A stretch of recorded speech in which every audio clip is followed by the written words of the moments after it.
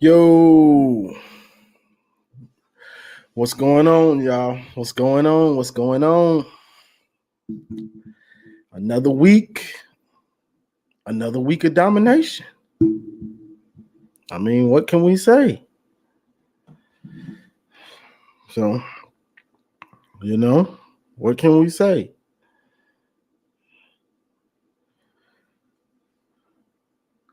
I'm waiting to let some more people get in here.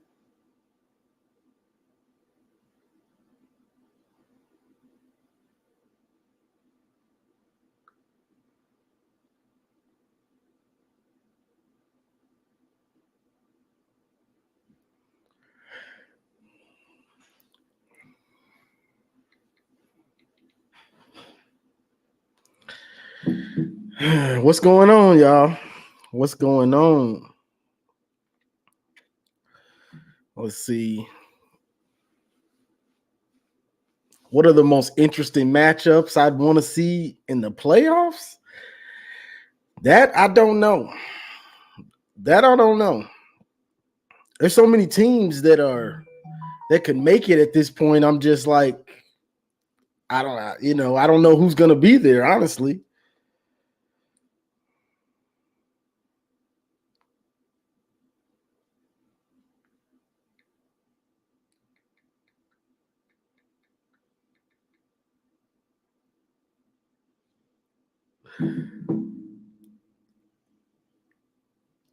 Yeah, so I don't know, honestly.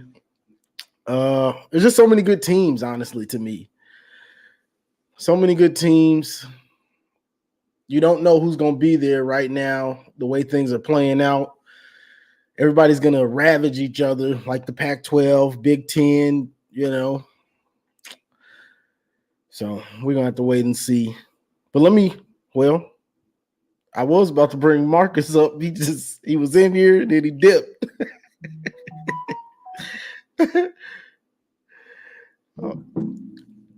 Yeah, he was in here, then he dipped. But let's see what else y'all talking about.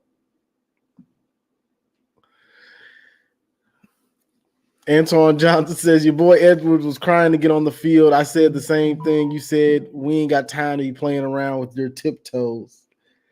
And I know some people, everybody's got their own opinion of the situation. Like, oh, they should have let him get the touchdown. And I've said it other games. They should have gone and let him get it on in. The problem is he runs soft like he does. That's the problem. He runs soft around the goal line anytime. But it's hard to run it in from the 5 on in. That's tough sledding for any running back.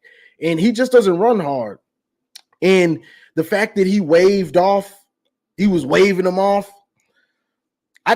You could see that pissed Mike Hart off. Like, bro, you don't wave me off. You don't wave me off. Like, nah. Maybe once or twice. But if I say come on off that field, you come on off that field. You don't just keep waving me. He was waving. Hey, Donovan was waving for real. Stay off. Boy, you don't wave me off that much. You get over here. So I feel for him, but bro, he runs soft. I mean, what can we say? He just runs soft. Like,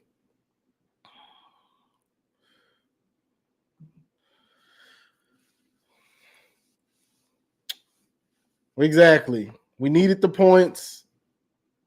His feelings hurt. You just run soft, my guy. Zulu King says, Johnny, you see a shootout with Penn State and Ohio State. I went down there for a BBJ tournament and them OSU fans, boys. I don't see a shootout with Penn State. I think is more of a low scoring game. I think that'll be like a 17-27, 17-35. Honestly, I think we're gonna blow Penn State out slowly. Like it's not gonna be. It might not be as much as last year, but I think it's gonna be a slow, controlled ass whooping. Basically, I'd say 17-35 against Penn State. Ohio State. I'm not sure. I'm still trying to figure out how good Ohio State is defensively. I'm still trying to figure that out because I'm not gonna lie, they play pretty good on defense from what I'm seeing. They've cleaned it up quite a bit. So I'm still trying to see how good they are. So I'm gonna be paying real close attention to that Penn State Ohio State game this week, because you really ain't gonna have that many chances to see how good their offense is.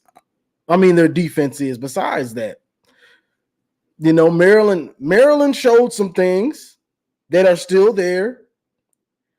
You get those one-on-one matchups, throw those back shoulder types of throws. If you trust your receiver, you can win. So some of the stuff is still there, but I still want to see some more. Another thing, Jim Knowles, if he gets down or if his defense gets exposed a little bit, he still goes back to that blitz. He still goes right back to it. So, we're going to have to see. I'm about to bring Marcus up, so let him. I don't know what just happened. There we go. Yo, what's going on, y'all? What's up, Johnny? What's up, bro? Yeah, man. Took a week off, abandoned the tribe for a minute. Yeah, man. I had some friends come down, out of town, just chilling, How that goes, for sure. Sure. So give us what you saw from yesterday. I know most of these people have seen what I thought from my post-game video. So, So first of all, let me turn this damn volume down. So I feel like a couple of things. The offensive line yesterday. Well, I guess let's talk positive first. Don't let me jump right into the negative. Another dominating win, right, versus a Big Ten opponent. Defense forced 4 turnovers, I believe was 2 picks, 2 fumbles. They got 4 sacks, something like that. Defense looks lights out, man. Like even in those moments where they give up their standard one big play a game or that one score a game, it still feels like that even within, we may have lost the battle in that section, but like the war is never won, right? They're never able to put another drive like that together. They're never able to put another series like that together. And that's really all you can ask for, right? I can't ask for spotless football because that's not how the game goes, right? Mm-hmm. You're going to up plays. These are college athletes on the other side. No matter what the ranking is, there's still guys trying their hardest on the other side. So things are going to be given up. The thing you want to look for in elite defenses is that it is taken away quickly. And that has just been the most consistent thing for Michigan this year. Even dating back to last year, is just that most of the time when you show your hand, when you show you've got something that, didn't necessarily, when we didn't prepare for it or we weren't expecting it, it is almost immediately taken away. Similar to what happened against Minnesota, got a little bit of momentum in there. Not can't even call it momentum. It was one scoring drive, but they get a little bit of a something going on offense in the first half. Second half, they get nothing. They don't even get a completion, right? And that's kind of how it felt here with Indiana as well. They kind of jostled for maybe 2 series with us. And then after that, it was lights out, 52 straight points. I don't know what else this team needs to do to convince the rest of the nation that they're the number one team in the country. I'm already there. I've been there for a couple of weeks. Has gotten burned deep the last couple of games, even though the last one didn't count. Yeah, the wide receiver stepped out of bounds. And again, that was who was that? Darian Waller, right? A third, fourth string corner. So yeah, in the case that Josh Wallace, Will Johnson, Jaden McBurrows, and whoever else is in front of Waller aren't able to play, then yeah, we in trouble. But even take a guy like Keon Sabb, right? Keon Sabb the last 2 weeks has been kind of out of position on these scoring plays and is giving up touchdowns, right? Last week, what do you do in the second half? Boom, came back, got you a pick six. What are you doing in the second half this week? Boom, came back, got you another interception, right? We are not compounding mistakes. So when we're seeing these things, the one or two odd plays where a team is taking off down the sideline or they are able to score a touchdown, please keep in mind, still, the lowest opponent points percentage in the country. Still. We are not giving up points. The plays look ugly from time to time, and they're usually at dead spots in the game where we're already up 20 or in the second half when the backups are in. But even at that, even if that concerns you, keep it in the proper context, right? We are not a team that is accustomed to giving up big plays. It is just not a thing. If you can get one a game, you're lucky. And that is what the norm has been. So I'm very pleased by the defense. Offensively, I wonder about the offensive line because I thought we had finally found our combination. But I texted you yesterday when I was watching that game, man. Carson Barnhart getting his ass kicked. Getting his ass whooped up and down this field. Now, that could be an aberration. That could be, he just had a bad game. We don't expect that kind of play out of Carson Barnhart going forward. Or it's a sore spot. Can anybody explain to me why Trente Jones can't get no burn at right tackle? Like legitimate, not both tight. He played well last year. I don't get it. Why can't Trente Jones get any pump? Like all the offensive line shuffling that we've done, the one constant in there has been Carson Barnhart, and I can't say Carson Barnhart has been our best offensive lineman. He's the only guy who hasn't gotten subbed. He's not constantly great at the highest, at least not from what I'm watching and what's being told to me. I'm not seeing that. Zenter, has been rated really high. Drake Nugent has been doing really well. Ladarius Henderson has had a couple of good weeks. Never, or at least not very often, has it been Carson Barnhart. So I'm just wondering, like, what is the thing with Trente Jones that they just won't try him there? Just try it. I don't think it's going to make you any worse. Yeah, they definitely need. I've been wondering that for the longest. Honestly, you would think that he would be a starter this year. You would have thought he would have came out and been a starter. But it's like they don't have that faith all of in the off-season interviews, and they were kind of talking about training camp and stuff like that. I felt like Barnhart's relationship with Keegan and Zenter kind of it. Okay, so what big thing with offensive linemen, right, is you need chemistry. Well, so if those three guys are best friends and they all considered starters or able to be starters, you try to make that work, right? And for chemistry's sake. I think we passed that point, though, and that's been the main argument for having Carson in there somewhere is chemistry and solidifying the offensive line.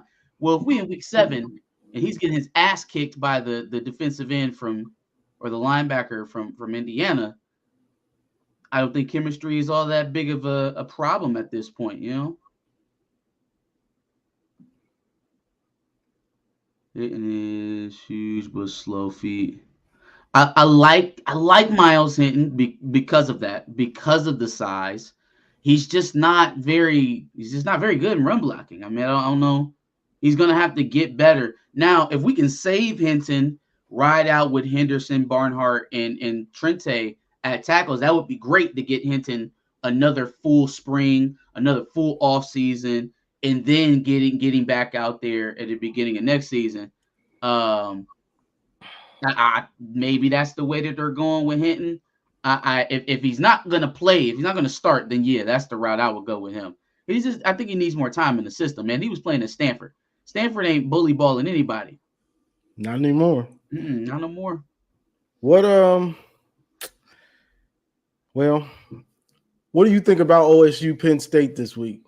Ooh, man, so I feel like so much is going to get maybe exposed is kind of strong, but things are going to show up in this game that like previously have been overlooked, right? And I think it's going to happen on both sides of the game, so neither team is going to come out looking worse for it. I feel like this is one of them games, kind of like how last night was with Oregon and Washington, where the loser of that game, they're going to sit back and they're going to sit. They ain't going to kill them like they kill us, basically. They're going to sit back and they're going to be like, oh, well, man, that was a hell of a matchup.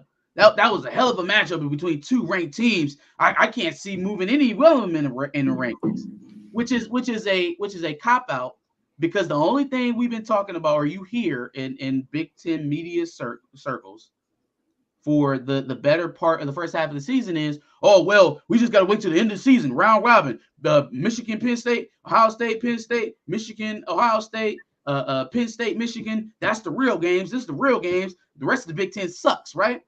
When it happens, though, they're not going to try and make anybody suffer from it. They're going. I feel like that's the way it's going to go. But in terms of the teams, I think Penn State has a real problem running the ball in between the tackles. I do think they have a problem with that. I think Ohio State has been playing well enough on defense to take that away from them and try to make Drew Aller beat them. On the other side, I am not confident that Kyle McCord in the passing offense at Ohio State, which is basically throw to Marvin Harrison on 3, break.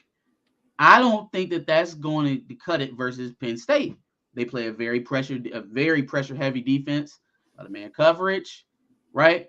That Kyle McCord is going to have to throw into tight windows under duress.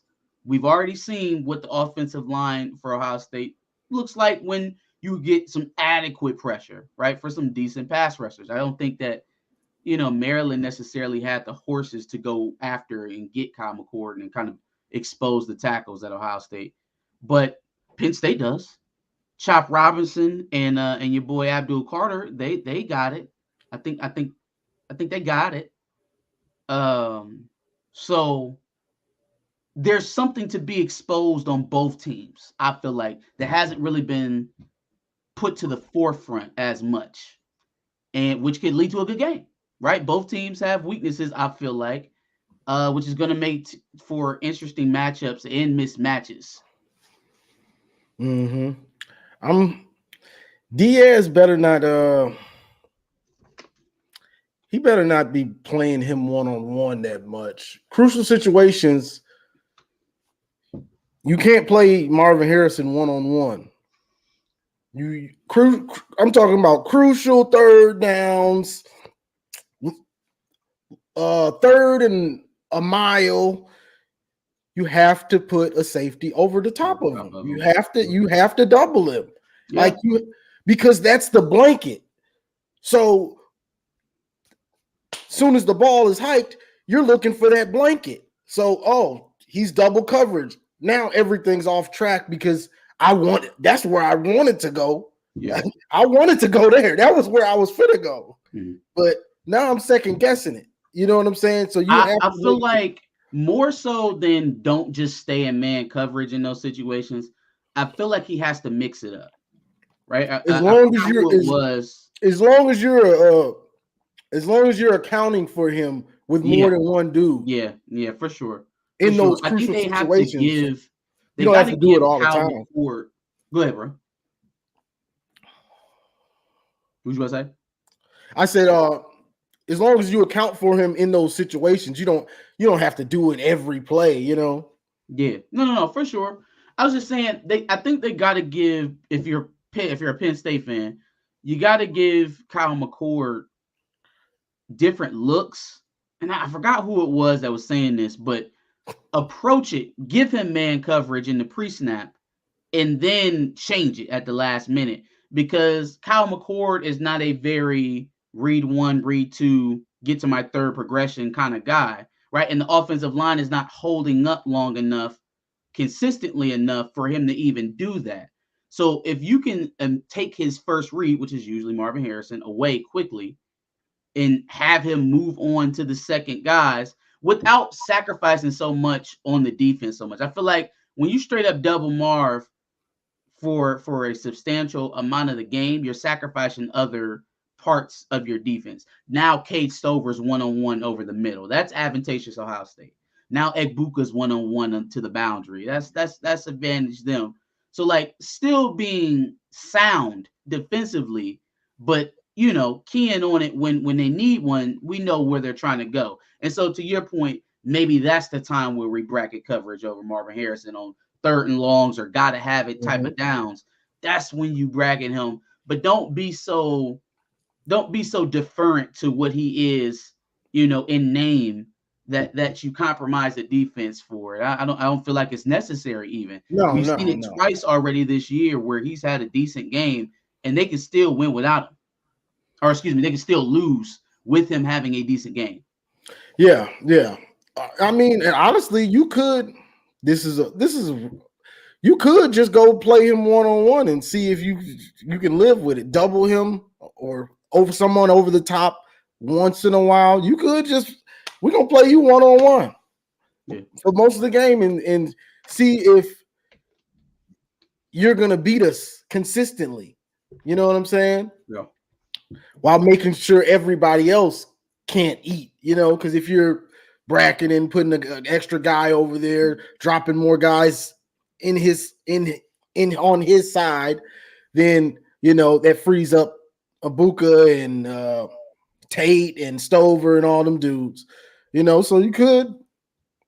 All right, if you that dude, show us you that dude. This ain't for sure. This ain't Western Kentucky. Show us you that dude. So, Nala's question. First of all, I it's not so much the pass, or the secondary that bothers me in the pass game. The thing that concerns me the most in the pass game is our drop zones by our linebackers and the edges. I mean, we are continuously susceptible to slants, and it's because we can't drop in the right areas when they have those edge guys fall out or they have the ends fall out into coverage. We are consistently in the wrong position. So we're like consistently susceptible to slants. You're already susceptible to them in man coverage. And so now if you're in some sort of cover two under coverage where you have linebackers or the edges dropping into those voids, we got to get to the right spots. I'm interested though, because I do keep seeing the point about the second quarterback or the second corner brought up a lot, not just the audience, obviously, but different commentators. Are there any particular plays that you all saw outside of the trick play, right? Because that was on Sab, who's been playing, pretty much as a starter since Rod Moore has been injured most of the season. What particular plays are we seeing that don't look good from the second cornerback opposite Will Johnson, which is usually Josh Wallace? Because I felt like he's had a pretty decent year. I don't routinely see him giving up plays. Now he's gotten beaten a couple of times for sure. But for any number two cornerback on your team, you would expect some losses. I'm just interested to see what y'all are seeing that's so concerning about the second corner. Are you seeing something consistently, Johnny, with like Wallace getting burnt or beat? To me, this, and somebody was who was that? Hey Arnold, one of my subscribers. He's got the Hey Arnold football head or something. Uh-huh. So I was saying yesterday, okay, the season started. Will Johnson was hurt. So coming out from the jump, we had Keyshawn Harris and Josh Wallace. I don't know why I keep saying Mike Wallace, but Josh Wallace. Then we had Will Johnson came back. Right. So we got Will and Josh. Then we started seeing, because during this time he got burnt a few times, jumping routes. Not a lot, but There was some there. Then we start seeing this, and they could just be doing this stuff just to do it, you know. Then we start seeing Josh Wallace in there sometimes. He's out. Mikey's out on the outside. I think Mikey them gave up more big plays than Wallace has. But I mean, he's been playing to the field. He's been playing corner. He's not used to that. Yeah. Makari in the slot with Saab or Moore or Quinn Johnson playing safety. So then you see Keyshawn Harris still sometimes. So to me, they're still not confident in Josh Wallace. That's what it's telling me. With does that say that because he's still starting all the games? Do you think that that's more so of a depth thing, like let's get these guys ready for the back half of the season, or is it not confidence in Josh Wallace? Because again, without the sample size of him getting beat, I can't get to it. Like, yeah, I see a couple of times where he's biting on routes, right? But that's more of a decision-making thing, right? If you're in position and you decide to go for the pick instead of make the tackle, okay. I mean, was it the right decision? Probably not. But does that mean you're not in coverage, you're not in phase, you're not where you're supposed to be? You know? I don't think it's what I think it is he's good enough, but they want him to be better. I think that's what it is. And there's nobody better than he is. Yeah, he's just steady. He's just kind of steady. I will agree he's not an elite corner, right? I think he's good enough. Is he like a shade above G-Mon Green? But if you got Will Johnson, Mikey Sainristil, and Rod Moore around him, like, damn, y'all, we can't have all conference at every position in the secondary. We can't have it at every position in the secondary. You have a potential to go 2 safeties and a corner, all conference. Like, that's good, man. That's rich folks' problems. If Josh Wallace is the weakest DB in our starters, that's most people's starting corner. That's Indiana's starting corner. I mean, you're right, but it's just, you know, and they've been playing so well. We're digging to try to find things that we need to improve on, right? So that's we're the digging context to look at it in. So from that standpoint, I agree it could be better. It could definitely be better. I guess I'm just kind of looking at it more so in the grand scheme of things. Do I think we could be good enough to beat Ohio State with Josh Wallace? Yeah. Do I think we can beat Penn State with Josh Wallace? Yeah, for sure. For sure. And if that's the answer to both of them questions, I ain't gonna lose no sleep at night about Josh Wallace. That's a good one. That's a good one. Yeah, I think for me, it was just, I'm just watching what's going on. Like, he's in, you know, I'm seeing what's going on. So to me, that's just what they think. We had the Marion Walker sighting. He got to play a little bit in the second half. I didn't see him. He played a little bit. He change his number? Awkward tackle on the quarterback in the fourth quarter. What's his number? 1. He wearing 1. Oh, so I did see him. I didn't know who that was. He made a little tackle out there on the edge. Jaden McBurrows got in a little bit. See, now I saw him. Mm-hmm. Yeah, I saw Jaden. He's playing safety, isn't he? I think he's been rotating the slot too. Now that they've been swapped. So when Sainristil slides out, they've been using Makari and Jaden at the nickel, right? Because Keon been playing so good at the free, they got options now for a box safety. So, like if we're talking passing game, the 2 things that I would like to see improve a little bit more is have Mikey get a little bit more comfortable playing in the field at corner. Mm-hmm. And then whatever it is we need to do to fix these drops with the edge rushers, get it fixed or stop doing it. I would almost rather them just treat the edges as bookends and let them rush or stunt than dropping the coverage. I know that kind of limits the playbook, but like we are opening up gash type holes, and that is the type of stuff that will get you beat against Ohio State and Penn State, where they're running slants, they're running crossers. That shit will get you beat. right? Like we can't expect Brady McGregor to just bat down a pass every time we you know what I'm saying, we got a linebacker dropping, because that's just not that's the best case scenario in these linebacker drop situations is Brady McGregor getting there to knock it down. Otherwise, Josiah Stewart, Derek Moore, even Jalen Harrell, who's traditionally been pretty good dropping into coverage, he gave up a slant. He totally out of position, guarding grass.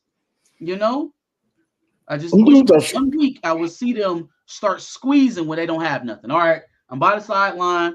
There's no one coming my way. Let me start going by where the guys are, at least. You know, I don't know why they just seem to be struggling with that. Josiah Stewart be the worst, man. It's like he has the picture of his zone that's drawn up on the plate in his head, and he go exactly there every time. Like, let me go to my bubble. Let me go to my spot stand. He don't be looking for nobody. Yeah, and he's like, bro, you got one receiver.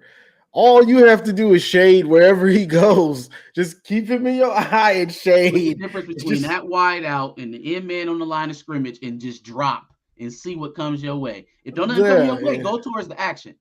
Go towards the action. Yeah, better yet, you in zone coverage. Look at the quarterback. Read his eyes. Yeah, they be way over here. Ball coming across their face. Yeah, he's back there. He's back there doing He's back there doing the waltz or something. Like bro, come on. I know why they do that too, because when you put in certain personnel groups to run certain defenses, this starts to be a tail, right? They'll start knowing what you're running based off of who's in the game. So you don't want that. But I just don't think some guys are good enough, catching it as fast as they should. Yeah, I think they, those defenses, those help beat Ohio State. Yeah, you see those during that week. That's the one of the main schemes that worked against them. So I know he wants to get them ready to run it effectively, but geesh, that's a hater take, Jay Marion. That's a hater take. We like all wins over here. Are they on the schedule? I don't. Their circumstances don't mean nothing to me. I don't care if they'd have changed head coaches. The fact that they switched coordinators, that makes it harder to plan a game. Now we don't know who the game plan against. Yeah, we have no clue. But even still, I don't care. I don't care. Just let Stewart play. Josh Uche roll. Just rest the QB. Throw him behind everything. I mean, it feels like that's what's most suited for him. Josiah kind of having a packaged pass rusher type of role. But then again, you bring him in for that, they know what's coming. It don't matter where you line him up. He's rushing, right? So, it's a give and take. You would probably be putting him in better positions to get productivity and produce. But at the same time, now you're tipping off to me as an offensive coordinator. Okay, every time 5 is in, he's coming. So we're going to identify him right away. So it's a give and take. They got to find a way to make him just good enough that he can be, workable, where they can call it if he's in the game, but still be cognizant of, okay, well, that's not our best play when he's in there. Exactly. Yeah. You want to throw that disguise in there so they don't know when it's coming. A big third down or something. Mm-hmm. Big time third down, and all of a sudden he drops. Whether he intercepts it or knocks it down, crucial situation, it's a big time play. Yeah. So I don't even think the objective of that is to get an interception. I think it's to get him off. That's the best thing that could happen. Yeah, just hold the ball. Get him to hold the ball. If you are where you're supposed to be, he will have to clutch, get on to his next read, and by the time he progresses, we should be getting to the quarterback. That's the point. You just got to be in position. That's it. We don't need you to catch nothing. We don't need you to run with the receiver. Just be in position. What did you think? Did you see Washington, Oregon? I did watch that game, man. I am dumbfounded by bad coaching decisions Like watching that game down the stretch, I was just like, which one of y'all want to lose it worse? Dan Lanning or Washington's head coach, whose name is escaping me right now?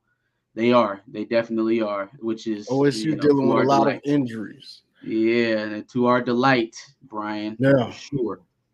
definitely. But I mean, obviously, we're not wishing injury on anybody, but if a Buckeye just doesn't happen to make it November 26th, I won't cry. But anyways, about the Washington Oregon game, just dumbfounding coaching decision. So I'm watching it, right, and I'm watching Dan Lanning 2 separate times on the last drive going forward on 4th down, and I think two of the times he threw it. I just was like, okay. So the first time they got it, right, they threw that long pass to 11. He catches it. We hype. We hype. And then we get it again, a 4th and 3 in plus territory or near plus territory, right? They were somewhere around the 50. And he's going for it again, and he's throwing the ball, Johnny. So hold on, man. We under 3 minutes left to go. You're trying to run clock. You have a lead. You're winning. So there's just like no reason to be hyper aggressive right now. You're winning. You're trying to take time off the clock, and you're throwing the ball, number one. You're going for it on 4th down 2 separate times in the same drive. Now, you want to try to put the game away and go for it on 4th down. We're going to take some knees, or we're going to run the ball and make them use their timeouts. I get that. Wanting the game to be over, because it was a back and forth matchup, man. Penix and Bo Nix was going at it a lot. So if you just wanted to get off and be like, hey, look, we don't even want to give them the ball back, we're going to end all of this. But to do that once and then continue to throw the ball, I just don't even understand. Like, I don't even get that. So then, right, they turn over on downs. Washington gets the ball back, and they can't score fast enough, bro. They can't score fast enough. I'm like, dog, there's even less time on the clock. You want to hand it off? Why do y'all want to lose so fast? So bad? Hurry up. Hurry up. You even think, okay, so they make the dumbass decision of throwing the ball, going for it on 4th down, and handing you the game back. And you going to give them a chance to win it at the end? It was crazy. I'm like, geez, y'all don't neither one of y'all want to win this game. It was like coaching for dummies. Just for Dan Lanning to get down there and they smoked the field goal, you deserved it. That's football karma. The game should have been over with anyways. What is it about Oregon coaches and clock management? What is that? What is it with Oregon coaches and clock management? All these coaches, I don't know what they're doing. It's dark in Oregon most of the year, so they sense of time is thrown off. They can't do it no more. Yeah, I don't know what these dudes are doing, but yeah, that was a hell of a game. That was a hell of a game. Back and forth. Two good programs right now, good quarterbacks. That was a big time game. Them dudes were having a real deal heavyweight fight. And since it was such a close game, I don't think either one of them will suffer or gain. Well, no, you kind of got to give Washington their due. I think they'll be somewhere around the top 5. But I don't think Oregon will suffer too much. The same thing, or not the same thing, but a similar thing happened to Miami a couple weeks ago. They only dropped 4 spots or 5 spots and stayed in the top 25. So if we're trying to be fair or just look at the prior weeks and how they were judged, I think they'll be somewhere just out of the top 10, maybe top 12, somewhere in there. And it won't hurt them going forward if they run the table, win the Pac-12. But I don't know if they'll be able to do that now. Well, no, because it's 2 best in the Pac-12, right? I don't know. I think it is. I don't know if they're doing divisions or if it's the 2 best. But either way, Washington has to take a loss, I think, for them to have a chance. So USC got smoked, got absolutely thrashed. Both of their defenses low-key got exposed. Like Oregon's secondary got exposed, And Washington's whole defense got exposed. Like Washington's whole defense is terrible. Yeah. But yeah, the Oregon secondary definitely got exposed. Yeah. Caleb, Notre Dame, just I don't understand them, man. I don't Notre get them Dame? at all. Because if that's what y'all had in you, y'all should be undefeated right now. USC's defense is No, they're garbage. They're garbage. But that game was more of a complete ass whooping than what people will end up giving it credit for. Because they picked off Caleb Williams a couple times, which we don't have a discussion about JJ and where he's ranking in this Heisman race, man. Because I feel like, yeah, maybe there's a couple people you could put ahead of him, but all these names that you just throwing out there, he's a shoo-in above him. We're gonna talk about it. But yeah, I feel like if you were able to do what you did to USC last night, offensively, defensively, special teams, that was a complete ass whooping. Picked off Caleb Williams. You was running the ball well. You had Sam Hartman out here looking like Joe Montana. That was a perfect win. That was a perfect win, and it was more than just USC's defense is terrible, because the offense didn't do much of anything either. Well, you gotta to me, you gotta look at, I like to look at certain opponents. Like USC, Colorado. I know people like to hype them up. To me, they're not that good of a team. Just being 100 about the good of a team. Yeah. They prove to you that Johnny, where the folks at? Where are they at? They killed us. They killed us for saying, hey, y'all, pump y'all brakes on Prime, because y'all about to be in for a rude awakening down the stretch of this season. Does losing a 29-point lead to Stanford in the second half? You think I'm right now? Maybe. I know he cleared the win total, but you think maybe I was just a little right, just a little bit. They a lot of first time. A lot of them just started watching college football. Lord have mercy, where did y'all go? But what else? Oh yeah, USC. Mm-hmm. So let's say USC Colorado. Colorado makes that huge comeback against USC. We know USC's defense is garbage, but to make a comeback like that, you have to shut down somebody else's offense.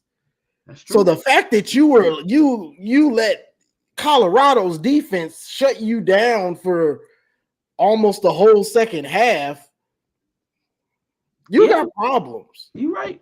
You are right about that, because it seems like they get these big leads and then they get complacent. They don't kill the clock and stuff like that. Yeah, it's like that. Time of possession has been under attack as a key stat in football for like the last 5 or 6 years. And I don't know why, because at the end of the day, it really doesn't matter how explosive you can be. It really don't matter how much points you can score. Really, the true tale of the game is how long you possess it. As long as you are scoring, if you are also possessing it for long periods of time, you don't have to score 50 points. You don't have to score 40 points. Sometimes you might not even have to score 35. I just watched Iowa put Wisconsin in a chokehold and win a game 15-6. I didn't see that. Time of possession is a motherfucker because, or excuse me, I ain't mean it. Time of possession is a key stat, because it will change the complexity of the game. If you don't have the ball to score, you can't score. It's simple as that. If you don't have the ball to score, you can't score. So if that team is just hoarding it from you, it could be by a field goal. It could be by 3 points. A win is a win is a win. And if you don't have the ball, you can't score. That's just it. USC gets these big leads, and then somewhere along the way of these big comebacks they've been giving up, or just in this case's most recent one, just the ass whooping, they stop being able to possess the ball. Quick 3 and outs. Caleb Williams doing goofy shit with the ball, just goofy stuff. I'm gonna be on an RPO getting tackled, and I'm gonna just flick it. He did the what is it? Napoleon Dynamite, Uncle Rico. You want to see Bruh. my video?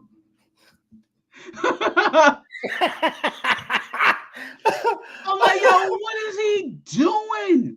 And then some of these interceptions have been terrible. So let's put it into proper perspective, right? Caleb Williams is going to have some of the gaudier numbers in the country. Definitely. Touchdowns, yardage, what have you. Is the fact that he has some of the more atrocious halves of starting quarterbacks that are considered to be, in the top 5 or in a Heisman consideration. So we talking Penix, Bo Nix, Jordan Travis, Jaden Daniels, that type of thing. I feel like out of all those guys, he's had the worst halves. If you put together Colorado, if you put together the first half against Notre Dame, I feel like collectively he has had some of the worst halves of football than any of those guys. Even Drake May, who played terrible against Miami in the first half and ends up, dotting up Tez Walker for 3 TDs and getting them boys out of there, right? So, like, he overcame it. JJ had a slow half. He overcame it. You've seen guys kind of have these bad halves in the first half and then get better in the second half. Caleb Williams is kind of all over. Yeah. He'll start fast and then for the Heisman.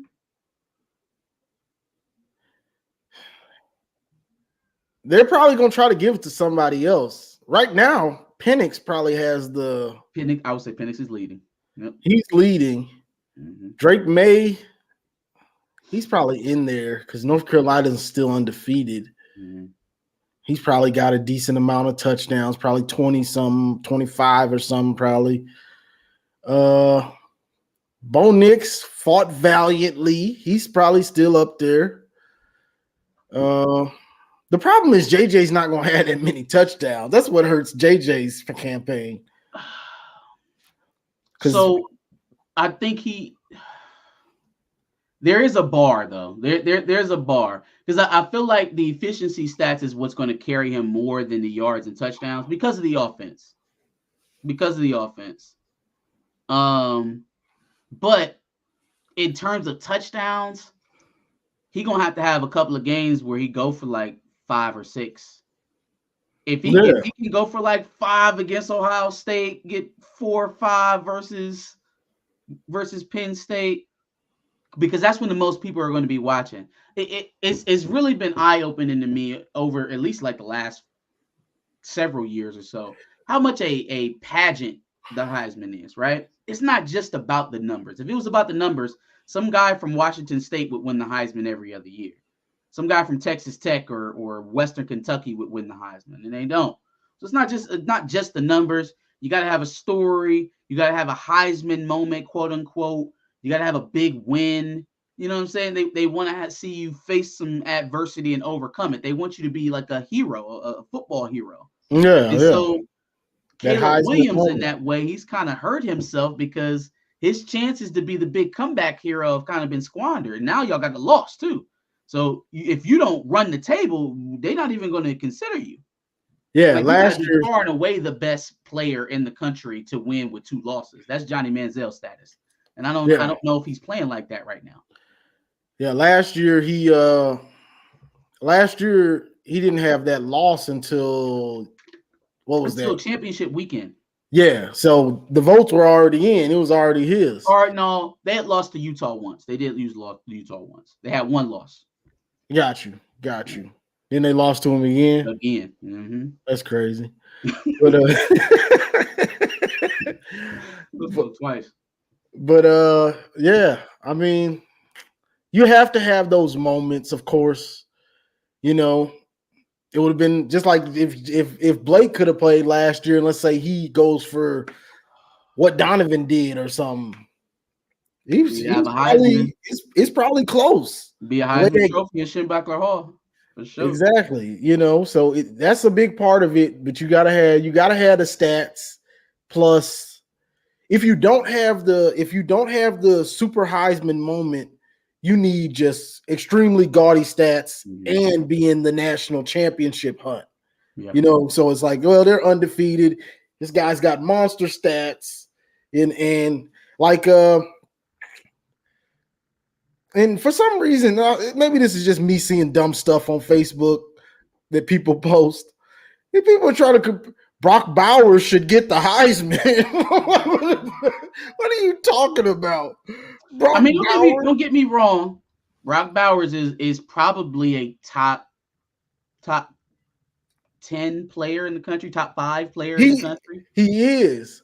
But I can't kid the tight end. He's got like no tight end, no Heisman. He's got like 4 touchdowns and like 400 or 500 yards.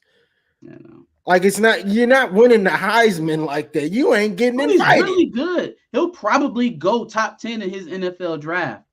But a Heisman trophy, he'd have to have like 1,200 yards, 10 TDs, that's what I'm saying. Yards. Like to make a tight end win it. Like defensive players have trouble getting there, and they have gaudier stats than tight ends by and large. You know, outside of the receiving numbers, there's really nothing else a tight end can contribute that pops out. You can get sacks on defense, you can get interceptions, you can get tackles, and they have trouble getting in there to get considered. Really, you think a tight end, an inline blocker half the time is going to win the Heisman Trophy? No, I don't know where these people come from, but Devontae say Devontae Smith won it, so it's possible. Yeah, but Devontae Smith was a wide receiver with close to 20 touchdowns in a season. He had 18 touchdowns. He had 20-something touchdowns. Yeah, well, when he got done with it, I'm saying regular season, he had like 18. Okay. He had 24 total. Yeah, the dude had 1,800 yards receiving. If Brock Bowers put up 1,800 yards, then I will petition with you. Me and you will both be like Brock Bowers for Heisman. I'll be right there. But yeah, so what other game there was? Did you see the Ohio State Purdue? I didn't watch that game. I wasn't logging on the Peacock, and it was on the same time frame as our game, so it was like it was already shot as it was. Gotcha. I watched some of the replays. I seen they had 2 running backs out. Dallin Hayden played in this game. I saw that hurt early, and then Trayvion's still out. Who got hurt? I think Trip Traynham? Yeah, Trip Traynham got hurt because they was down to Dallin Hayden. He scares me, Trip Traynham. I don't like the way he runs. He's strong. He's a strong runner. Yeah, I don't like that. He ain't on our team. I don't like that. Though. They won't give him running back 1. And so if that's how you're going to use him, we can contain that. Now, if I thought he was going to get 25 carries in a game, then yeah, maybe it would worry me. But they're not going to do that. I don't like that Hayden dude either. I don't like him. I don't think it matters who they have in the backfield right now, because as long as you can keep them inside on the edge runs. So when they're trying to get outside zone, they're trying to run jet sweep, when they're trying to run anything to the outside of the formation, as long as you can stop that, you're good, because the inside of their offensive line, running wise, is absolute dog shit. It's terrible. It is terrible. They can't block to the second level. Most of the time, they have trouble with their guy, with the initial man in front of them. They're not getting up to that second level at all. It is bad. It is really, really bad. And when they face an actual pass rush, we'll begin to start talking about how bad the tackles are as well, because they've had a few weeks of reprieve of not facing anyone who could really get after the quarterback. And now that I'm thinking about it, right? So Michigan had those 3 sacks in the first half, right, against Indiana. Well, who was the team that had everybody talking about how bad Ohio State's tackles was in the first place? Was it not Indiana? Yeah. Was it not Indiana? So maybe Indiana got some kind of resemblance of a pass rush. Maybe they're just okay. But it hasn't been since really the Indiana game for Ohio State that we've really been talking about them giving up pressures or giving up sacks. The pass rushing pulse. But this weekend though. What is Michigan State? Oh boy. Another embarrassment. Now Colorado least they stretched their the debacle out from a whole second half. Michigan State gave up a 24-point lead in the fourth quarter. In the fourth quarter. In one quarter of football to Rutgers. I don't know if we score anything less than 52 next week, I'm gonna be disappointed. Yeah. They should destroy Michigan State. They should. They're wounded. No. It's a revenge game. No more tuck. Hey, listen, I don't know if this was a personal jab, but I felt in my mind it was a personal jab, so I'm gonna just keep it there. In the post-game interview, Greg Schiano is being asked about how they came back and how he kept the team together. He was like, yeah, the team just kept chopping. I was like, oh, for real? Because that's Mel Tucker shit, keep chopping. I was like, did he do that on purpose? Like, I'm gonna say he did that on purpose in my head and say that was a jab at Michigan State and Mel Tucker. But they're terrible. They're awful, defenseless, I would even say. I don't know what they're going to be able to do against us next week. They don't have a quarterback that can keep the ball on their side. Running game's not really there. The defense is just kind of there. Again, they gave up 24 points in a quarter to Rutgers. So, I think they just have to. They can't press. The problem is, like last year, they probably should have put up 50 on them or 40, but they were pressing. They wanted it too bad, and then when you do that, the execution, you don't execute like you want to because you're trying too hard. You're not letting it come natural. Basically, what's happening with Donovan right now. You know what I'm saying? Like, so you want to hit a home run with every play. Yeah. So hopefully, if they just calm down and don't try to, we're gonna beat Michigan State 50-0 on this first drive. Like, just calm down. It's a long game. You're gonna have time to blow these folks out. Just execute. And the leader may not be there, but the folks are still there, y'all. So you know what kind of game we're gonna get. It's gonna be chippy. They're gonna try to hit you as hard as they can if they can catch up to you. I expect a lot of penalties on their side. I mean, this is the same bunch that Mel Tucker was coaching. The coach changed, right? Not the infrastructure, the players. They're all of that is still there. So everything that you would expect to get out of a Michigan State team, I expect to see it next Saturday.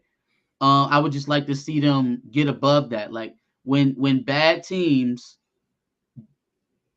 are able to stay in games with you that they shouldn't, that's when silly stuff happens. That's when injuries happen. That's when upsets happen. I don't want them to get anywhere near this. I want to bury Michigan State so far that when they call Brian Hartline at the end of this season to try to get him to call him up to East Lansing, he hangs up the phone. That's how bad I want them to beat him. I want them to scare away other prospective coaches from taking the job in East Lansing. That's how bad I want Michigan to do Michigan State on Saturday. Yeah, I think if you jump on them early, they'll fold fast. Like any other cupcake or whatever you want to say, less talented team. You get up on them early, I think they'll fold. Like, and once we start rolling, our offense just seems to roll. Like it doesn't. You get a touchdown or two, and then it slows down. No, it just keeps chugging along. It seems like executing. JJ gets in a rhythm. Blake, like it's like the whole offense gets in a rhythm, and it's over. We got 40 or 50 now. Like just depends on how many times we get the ball back. But so I think if we get up, then they're gonna realize like, oh God, these dudes might score 60 on us. Is there anybody on that roster right now that you would want to pick up transfer portal wise? Nah. Honestly, I haven't watched that much of them. The little running back, he's kind of Burger. I kind of like him. He runs hard to me. I would take Taylor Tatum. I know they were recruiting him really hard out of high school. He's a Michigan native. I would take him. That's about it. That's about Yeah. it. That's an interesting question though from AJ Southward. Who worries you in a potential playoff game? Who matchup scares me? Honestly, Washington, Oregon, those teams kind of scare me. Well, just watching them yesterday, and it scares me because we don't see that. Yeah. It's similar to like on the other spectrum when we played Georgia. Yeah, we don't see a team that plays like us with that much talent. Sure. We don't see that. We see teams that play like us with lesser talent. Less talent, yeah. And then we treat them like Georgia. So that's the spectrum. Like that, the Georgia team, like that, like those past ones, and this Washington, Oregon teams, we don't see these type of teams. So it's going to be difficult, and they're going to know that we've had trouble in the past with like no huddle, hurry ups, that type of stuff. So I don't like that matchup. I do not like that. And with all the way they play, and now you're going to be going into fourth corner. You know, you're going to have to be playing all these fourth and fifth corners, you know. Yeah. I don't like that. I didn't like watching that yesterday. I would agree. Washington, they see Washington still has a long road to go because they still have to finish out their own conference, win that, and that defense that they have isn't all of that, you know, intimidating. I would say the offense of Washington is concerning though, right? Like they can score points at will. They can go down the field in less than 30 seconds. And remember, I don't want to cut you off, but remember Penix, when we lost to them in 2021, Indiana, he was the quarterback. Yeah. He's a beast. I remember that, unfortunately. But more than them, I would say Oklahoma. I would say Oklahoma before they lost Andrew Anthony. Yeah. Before they lost Andrew Anthony, he was leading them in receiving. Maybe Florida State does scare me a little bit. They scare me also. Hey, listen, man. Can we have a conversation about Keon Coleman or Marvin Harrison? I'm just saying. Marvin Harrison is a dog. He's a dog. Keon Coleman is a dog as well. Keon Coleman is legit. He's legit. And I don't know if you watched him, but homeboy North Carolina, Kaz Walker, if he'd have been playing all year, I don't know what kind of stats he'd been putting up. But his first game in there, 164, 3 touchdowns, easy work. The dude that was ineligible for the transfer. I feel like we make these sweeping observations in the beginning of the season or the off season, and we just expect it to hold true the whole time. Like, oh yeah, Donovan going first round, so we got to use him this year. Oh, Marvin Harrison's the best wide receiver since ever. So and it's like, but no, guys are out there competing, and guys have seasons based off of the way the season goes. You expect the guy to have a all-time great season, and he just kind of has an okay one. And then you had the guy who only had 700 receiving yards last year, making some of the best catches in college football down in Tallahassee. You just don't know how stuff is going to go. I hate that we didn't get him. I don't know if it was like weird Sparty loyalty or like, I won't go to them, maybe. But I don't know if they ever really had a chance, man. He was on the list. But I didn't see any real smoke about Keon Coleman. Where is he from? Is he from Florida? No, he's from Louisiana. He wanted to go to LSU. Brian Kelly didn't take him. He's an idiot for that. He's a dummy. Jay Daniels and Keon Coleman. Bro, could you just imagine if we had Roman, CJ, and Keon, that rotation or whatever, however you want to do it? Good night. We'd be sad. But right. So this season, Roman Wilson obviously is having the season he's having. Plus, we got all these young guys playing. Samaj is playing. Carmelo English is playing. Tyler Morris is playing. Right? We've seen Fred Moore earlier in the season. The young wide receivers are playing and they're catching balls. They're not just blocking. They're catching balls. They're catching touchdowns. So I feel like that bodes well, not just for the end of this recruiting cycle, but going into the transfer portal next year. Like, hey, look, this is what they've been telling you, Michigan is. This is what we were last year. You know, does that interest you? Like, the thing is, well, Michigan doesn't throw to his wide receivers, so that kind of deters guys from coming in. Well, if you're looking at the season that Roman Wilson had, we running the ball just as much, and he's up at the tops of the nation in touchdown passes. So the problem is we just so dang efficient. We don't never need to play the fourth quarter. Never need to play a fourth quarter. We're so efficient. JJ, you look at JJ number, he 12 of 15. Yeah, like, 13 of 17. Oh, yeah. Like, bro, come on. Like, but see, that's going to be his only end to a Heisman conversation. And honestly, it's a good end. And I'm going to tell you why. Because all of this advanced metric quarterback stats, quarterback efficiency rating, QBR, that shit is made up. It's made up for layman's. But if you're going to push it as hard as you push it, right? If you're going to march it out every time we on ESPN or Fox or whoever is trying to tell you how good somebody is, then you should honor it. So if my man says the number one completing percentage, he has the highest QBR and the highest QB efficiency rating, that sounds like New York to me. Doesn't understand the Marv hype, true generational talent. I didn't take that away from him. I didn't say nothing about Marv. I say Keon Coleman is very good and deserves to be in that situation as well.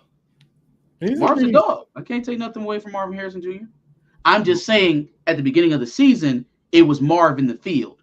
That's not what we've seen this season. Clearly, right? Like, you can say that objectively. Yeah, it's just the offense is so efficient. That's why I was saying it's like 1,000 cuts, death by 1,000 cuts, and you'll watch our offense and you'll be like, how did they get 40? You know what I'm saying? Because it's not Blake going for 170 yards. It's not JJ throwing for 400 yards or 300. And you know what? I don't care anything about that because we had the most 20 and 50-yard plays in the country 2 years ago in 2021. We had the most big plays in the country. Did anybody give us credit for being an explosive offense? Did anybody say, "Oh my God, they're out of them. They're here right out the blocks. You got to watch out for Michigan's offense. They score right out the gate. You can't take your foot off the pedal with Michigan's offense. They are explosive." And we had the most 20-yard and 50-yard plays, explosive plays in the country all year. So if we can have a similar or higher scoring average, because it's trending higher this year, right? And we have to do that methodically, which then again aids my point about time of possession. Mm-hmm. That's complementary football. You're holding the ball and you're scoring every time you have it. That's all you can ask, really. Yeah. It's honestly, it's a beautiful thing, and that's why I don't. We never talked about this. The nervous feeling, the anxious. Do you get that watching the game? It's gone. And I can tell you, I've had that for every Michigan quarterback going back to Ryan Mallett. Right? Mm-hmm. Going all the way back to Ryan Mallett. Chad Henne was the only dude, or going back as far as I can go back. That was like the first guy that I was like secure about. Oh, we got Chad, we good. And he was a beast. He was a beast. He can throw it anywhere on the field. I'm good. I don't have no nervous feelings about him. But then when it was supposed to be that transition to Ryan Mallett, then he ended up leaving. Then we had Stephen Threet and Nick Sheridan and Tate Forcier. And Denard was a beast, but you always kind of had to worry about how the passing game was going to go. Devin didn't have an offensive line. Shane Morris was a punching bag. The goddamn, who else did we have? Jake Rudock was decent. He was okay. Jake Rudock was good. He was good. I liked him. Rudock was good once he got the offense down. Yeah. With Jay Fish, so He would throw that thing out there though. He had J.U. Chesson and Amari Them Darboh. He boys, put that thing out. it was something serious. If Jed Fish comes back, we beat Ohio State. We probably beat Iowa too and go to the national championship, or we make the playoff. The playoff for sure, for sure. Because he was something serious once he got that offense down. Then after Rudock, we had Spade, Wilton Spade couldn't stay healthy. Healthy.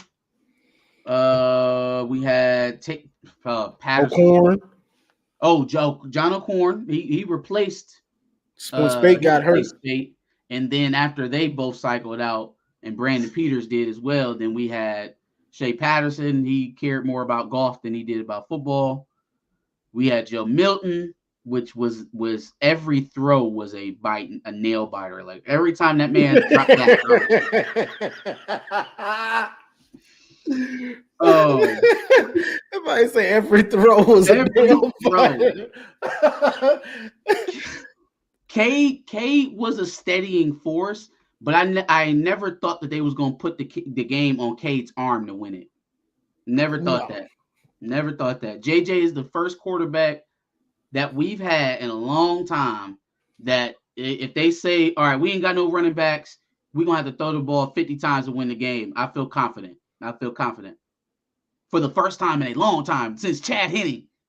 Yeah, and JJ puts so much pressure on the defense. You know, watching him, I think some of us or some of the fans, I think we take it for granted a little bit because, you know, it's so much for the defense to have to deal with. Like the little flip to Donovan. He gets away from a sack, runs through another tackle or the other defender, running the opposite way. And I'm seeing what he's thinking. And I'm like, you can't make that pitch from that far. And he did it. You know, I'm seeing it. Like, you can't do that. And he did it. And I'm like, dang, I didn't think it was going to get there, you know, for him to even try it. But he tried it and did it. You know, the Loveland play where he's directing traffic, you know, I'm seeing it. Yep. 50 yards, you know. During conflict, flicks one beautiful ball to Loveland. Yeah, it's just a beautiful thing. But nobody's really got gaudy stats. You got dudes with gaudy touchdown numbers like Blake and Roman. But as far as yardage, none, you know. We haven't had to play a fourth quarter all year. We're 7 games in. Oh, you know what I'm saying? Like they haven't been playing. Yeah. They showed a chart of the defensive linemen snap count for the day. It was like late third quarter. Nobody had eclipsed 30 snaps. Oh, and yeah. I mean, they had Kenneth Grant, they had Mason Graham, they had Chris Jenkins. None of them guys had eclipsed 30 snaps. And they were pretty much done for the day. Mm-hmm. They were pretty much done playing. Like that's to be whooping somebody's ass that bad, to get out in the third quarter and still only have played 20-something plays. That means that even when you playing, they getting off the field quick. They're getting off. They're not sustaining drives. They're not keeping the ball. That's lights out, man. Yeah, that offense is doing lights out. It's like a lost deer. You know what the fuck to do. Yeah, he has the spin when he broke out in the red zone that last time, where he was juking dude out and he hit a spin. I don't know if he was feeling like Lamar Jackson at that moment or what, but you slide, get down, because what I don't want to keep hearing the Clayton Safeties of the world or anybody. No, you got to get down. Don't even call that play, because don't do that. If you take that out the offense, it's going to mess us all up. Don't take it out the offense. Just be smarter about how you do it when you're running it. Yeah. Don't give them excuses to try to protect you, because you're a football player. I want them to call a QB read. I want them to call. Oh, definitely. Yeah, I want them to call a QB counter, because that makes I just want it to be at the right time. Yeah. You know, 35-7 against Indiana. I don't need you to call that. Yeah, throw a screen to Donovan. The offense, though. Throw a screen to Donovan. Just help this dude, please. Yeah. Can you help him? Yeah, somebody? I Don't mean, if live I'm with Scream. Sharon Moore, if you gonna take a hit to like set you straight and remind you how you need to protect yourself, I would call that in Indiana more likely than I would week 10 against Penn State. Like, I don't want him taking that shot in that game as opposed to this one, because it's going to be a whole different other animal in that That's game. true, You but know, I would want you to have it right by then. I feel like once we get to Penn State, you got to just play. It ain't no hold, because we got Penn State, Maryland, Ohio State. Yep. I feel like once we get to Penn State, now it's just all right. Everything's out there except probably those few plays you got specifically for Ohio State. Everything's on the board. JJ, you run that thing as much as you have to. Yeah. Whatever you got to do from here on out. Man, I want him to get up there 7-8 times a game, maybe even 10, because it puts the defense in conflict, man. It's getting easier for them to guard our run concepts because they've been looking at it year over year for 3 straight years now, right? They know how to play a power. They know how to play a duo. They know how to play a split zone.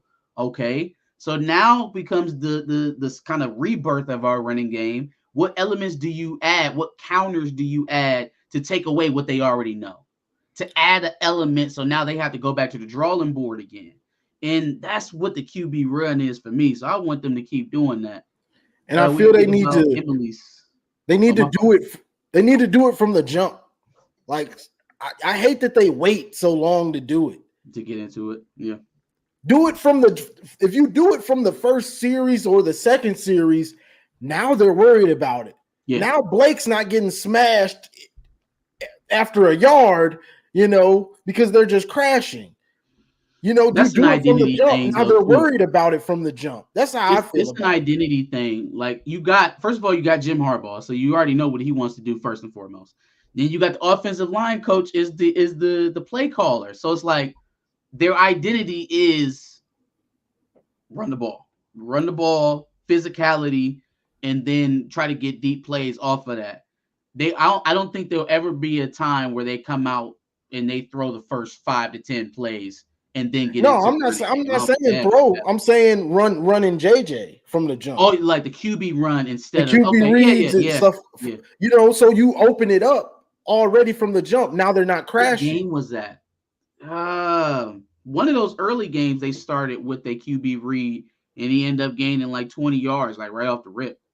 It's there like 90% of the time because they wait so long. But if you do it from the jump, you might not even have to do it much more because now Blake has that more room. Now Donovan has more room. Yeah. Now whoever else, Mullins or whoever.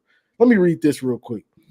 Appreciate the $4.99 super chat. Emily Robinson. She says, "Do you think Edwards having a lackluster season will make him a beast next year?"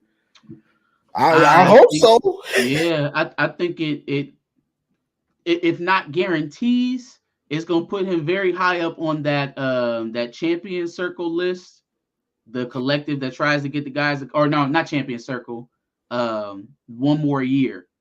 It's gonna put him very high up on that list of priorities because if you look at what his expectations were of how the season was gonna go, Donovan was not only expecting to go to the league, but very high.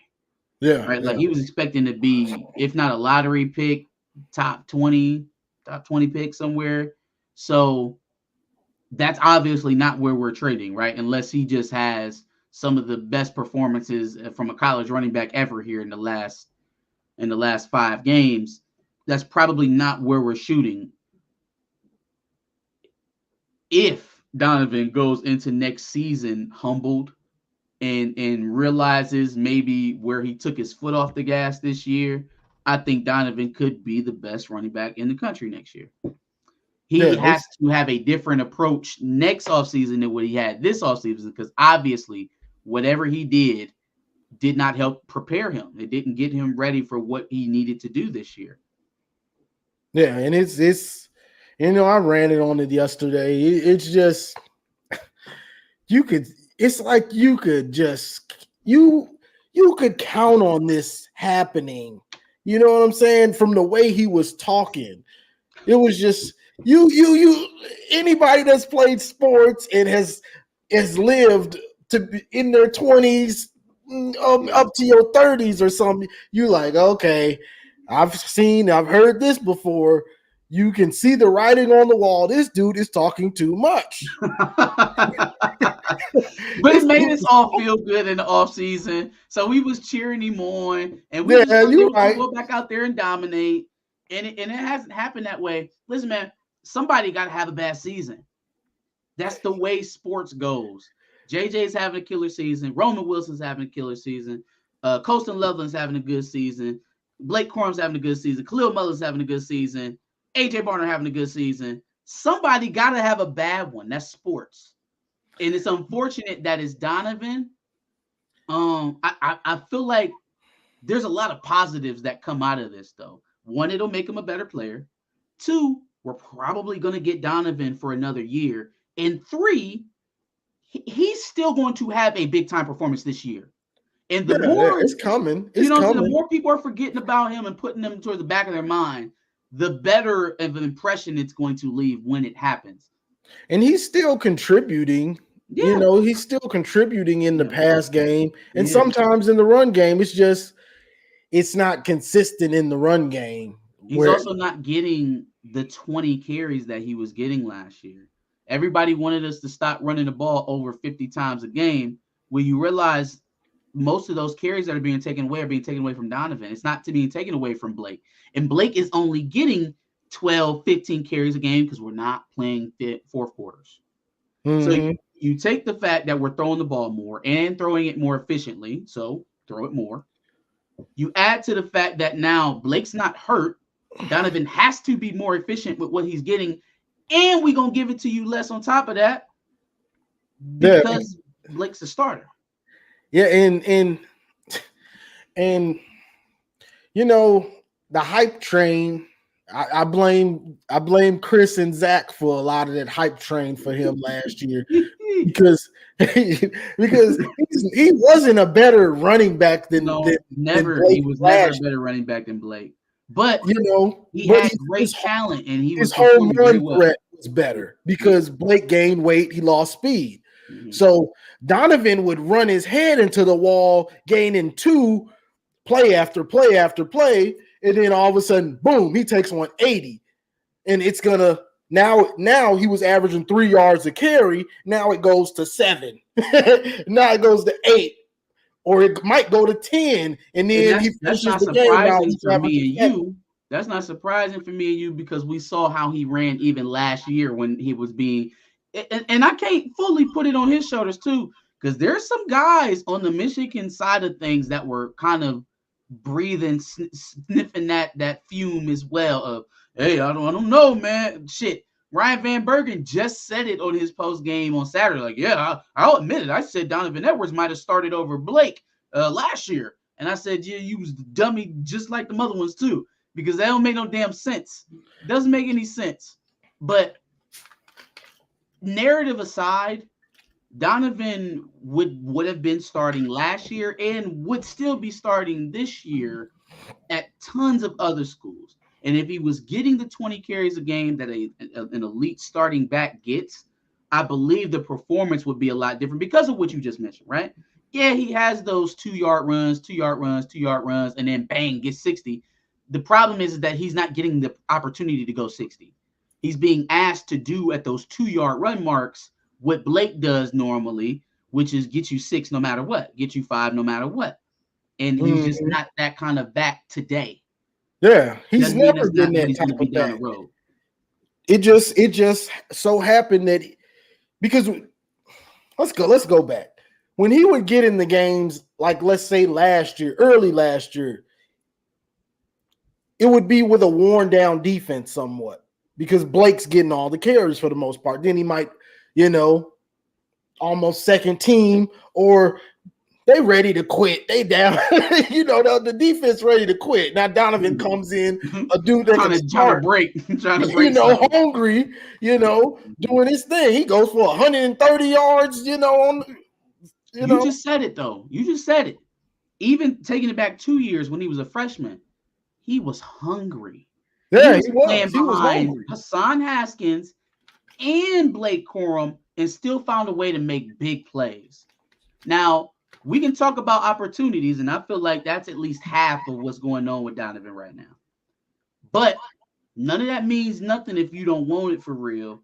And when you was a freshman and you was barely getting any PT, you was still going for 70 then. So there's no reason now where you're getting an entire drive to yourself, you know? Yeah, and that's why I say the mindset, because you knew he was hungry then, you know, but this year, hearing how he talked in the offseason, and then now you like, all right, brother, now you did a whole lot of talking. You did a whole lot of talking, a whole lot. And now it don't seem like you go out of bounds consistently when there's cutbacks that, you know, it look like you could have cut that back up, brother. You know? Do you feel like he needs to go on the Blake diet and put some on? I mean, I feel like he's taller than Blake. I don't think he's bigger than Blake. No, I feel like he's big up top. Yeah. I feel like he's muscular up or kind of bulked up top. His legs are like twigs to me, though. He doesn't have any hips. That's what I'm saying. Like he's very slender. He needs to hit that. He needs to go heavy on his lower body workout. To me, I don't know if he's been skipping out on my boy Ben Herbert, but he did not take the physical leap. I feel like that I've seen a lot of other guys take. Like even Khalil Mullins looks like a second coming of Hassan Haskins. 6'1.5", 6'2", 220 plus pounds, really built out, big arms, big thighs, like looks like a huge running back. I was expecting to see Donovan put on something, maybe not a whole bunch of weight like Blake, because he's not an inside runner. His legs don't match his upper. His legs don't match his upper body. Mm-hmm. By now, he should have tree trunk legs.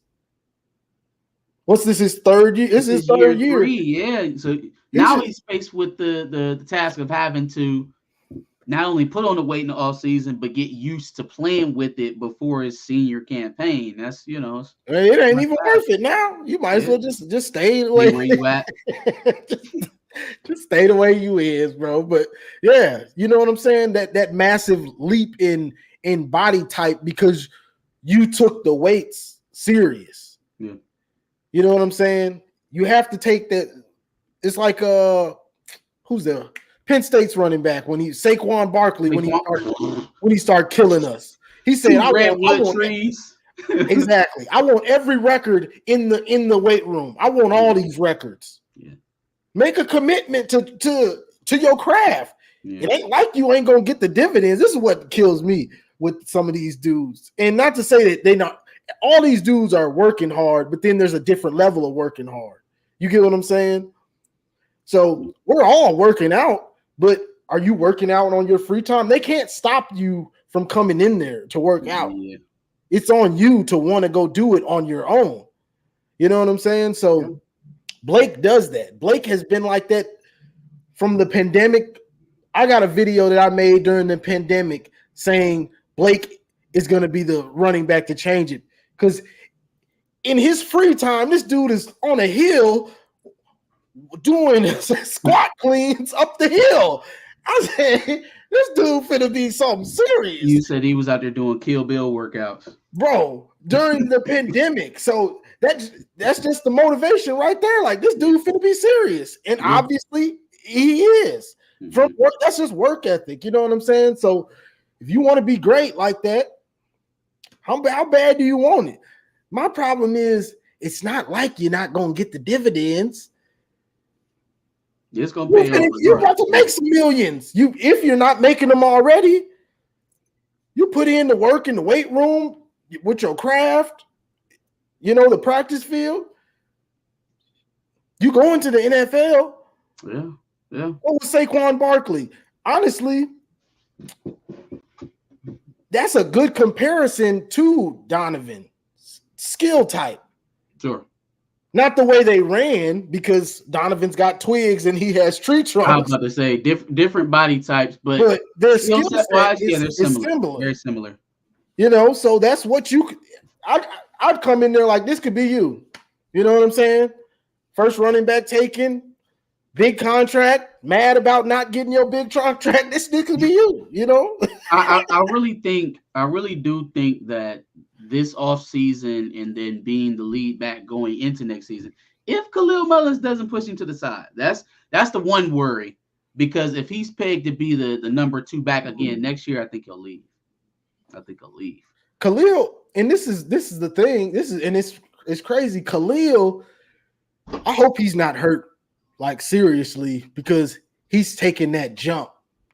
That patience jump with our running game, because you have to take that jump of patience. Mm-hmm. Letting the blocks develop, understanding don't be in a rush. The hole will develop. Just wait. He's taking that step. It's beautiful to see. Donovan just kind of runs into the offensive line. Like if the hole ain't there, he ain't waiting for it to be there. He gonna run to where he was supposed to go, and if it don't open up, I'm gonna find something else. And that's what messes him up. Last year he was patient. He was patient last year, because remember the Ohio State game.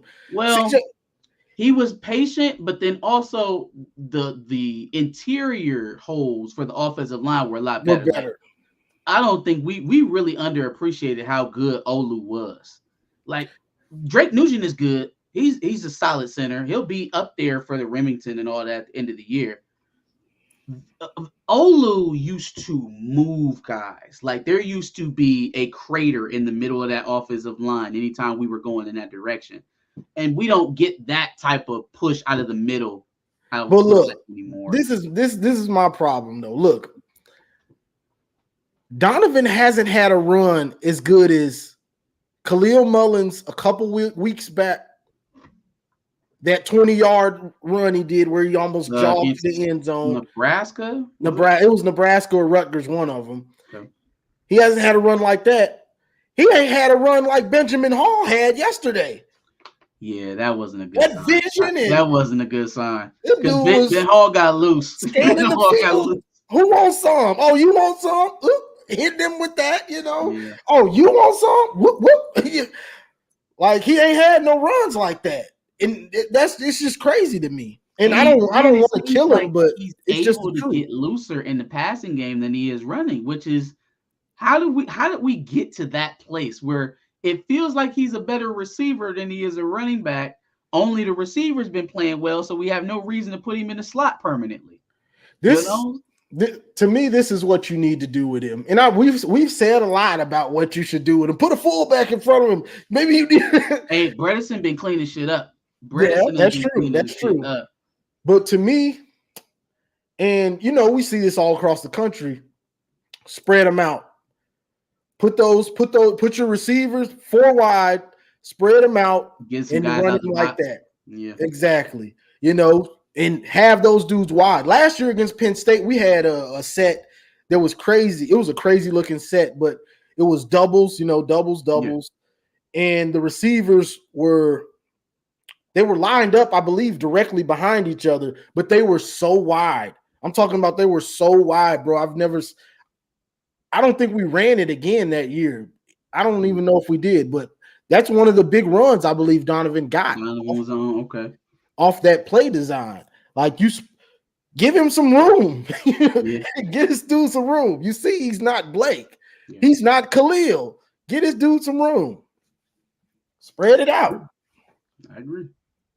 I mean, if he don't do nothing, if once they try spreading it out, I don't know what to do. Just throw some screens to him. I mean, what he's giving us now is good enough of a contribution. It's not like we're hurting because he's not performing. We would just like to see him perform while we're winning, Yeah, because don't nobody want to see this dude pouting while we winning. Right. We don't. Because that's gonna be an issue. I can't enjoy my win with my backup running back, my 1B running back over here. Be upset. Yeah. He was so mad when they took him out that first time they got down there in the red zone and he didn't score. When he was like, nah, stay over there, and they ended up pushing Blake out anyways. Bro, he was steaming. He was mad. He was mad. He's mad as hell. I felt like they could have just gone ahead and given it to him. They could have running again late, but I also understand it because, bro, you just got stopped, and you really not good with short yardage.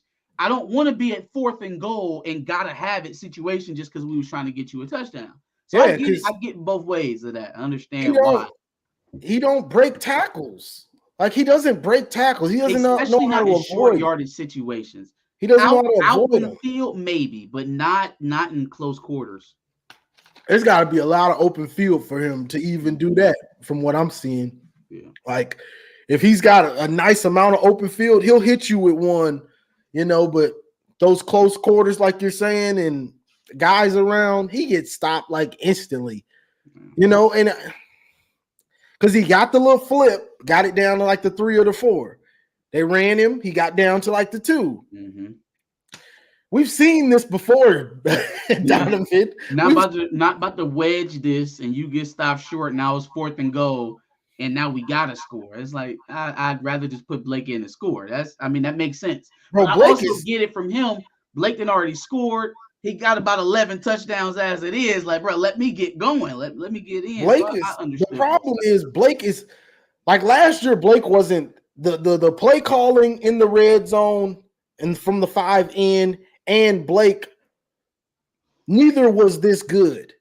Yeah. This year, the play calling is on point from the 5 in, and Blake has gained that weight, and he understands how to get in the end zone. You get that dude 2 carries down there. He getting in that end zone.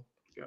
You better have a real good or great defense. If not, he getting in that end zone. He's automatic now down there. Yeah. Like, have you had – just think about last year. We were mad sometimes about the red zone, even against some bad teams. Oh, we got no problems now. We could throw it, we can run it. I ain't thought about that until talking about Donovan. I ain't thought about it. We're good. Great, really. You know what I'm saying? I haven't thought about it at all. We get down there, touchdown, it's in, money, these games are just going by. You don't know what to do. It's just like, you're just watching. Touchdown. We can give up our one score. Let me be angry for about 2 minutes. They'll get it back and be happy. That's what it's been all season. For sure.